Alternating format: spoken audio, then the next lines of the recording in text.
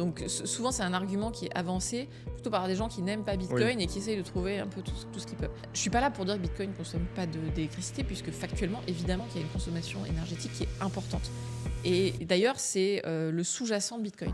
C'est-à-dire que souvent, on dit Bitcoin repose sur rien, c'est pas vrai. Bitcoin, c'est une monnaie qui repose notamment sur l'énergie qui est nécessaire pour la produire et pour décentraliser le réseau. Donc, cette consommation énergétique, de quoi est-ce qu'on parle? Donc, je disais tout à l'heure que c'est le principal coût des mineurs. Les mineurs, leur intérêt, c'est quand même de réduire ce coût. Alors, il faut qu'ils dépensent de l'énergie. En fait, plus ils vont aller vite dans la résolution de leur équation, plus ils vont avoir une chance de gagner. Donc, il faut quand même qu'ils en dépensent un certain nombre. Il faut surtout qu'ils soient très efficients, en fait, dans l'énergie qu'ils dépensent. Mais il faut qu'ils minimisent les coûts. Donc, ils vont être à la recherche de l'électricité la plus efficiente et la moins chère.